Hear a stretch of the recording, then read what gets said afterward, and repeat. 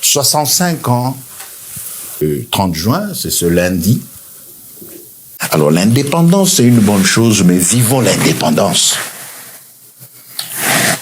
C'est maintenant que nous devons comprendre que nous ne serons indépendants que lorsque nous comprendrons que la bonne richesse du Congo, ce n'est pas le minerai. La bonne richesse du Congo, c'est l'homme. 100 millions d'âmes. Et ça, les effets de l'indépendance, ça doit se... Ce n'est pas le sous-sol, c'est l'homme. L'homme doit être indépendant. Nous devons, par la grande fête de l'indépendance, demander au gouvernement de la République démocratique du Congo, cette fois-ci de changer la donne, de nous rendre effectivement indépendants. Création d'opportunités, création d'emplois.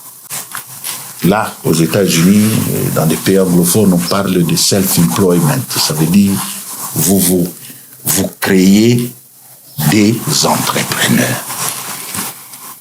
Cette fête d'indépendance, c'est la fête où nous voulons voir un nouveau plan d'action du gouvernement et cesser de politiser tout le domaine de la vie d'une personne.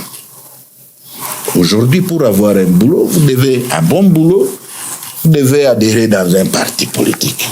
Ça veut dire nous étouffons même les talents de la jeunesse.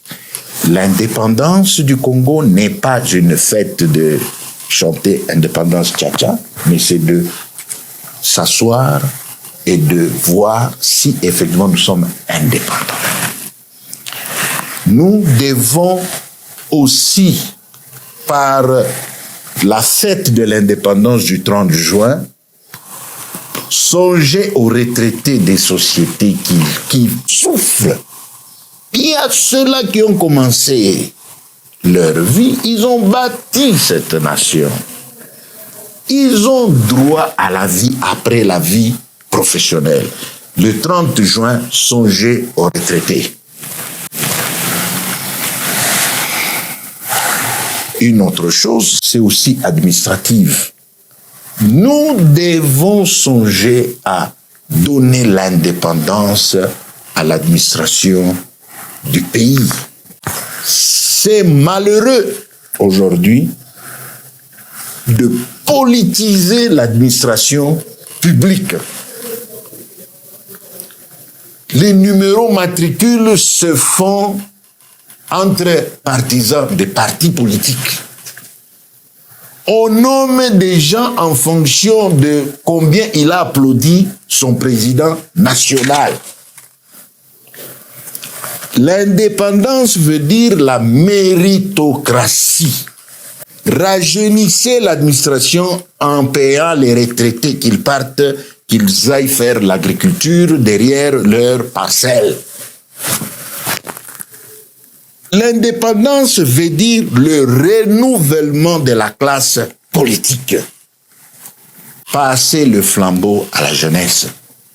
Passer la connaissance à la jeunesse. Il n'y a pas de relais.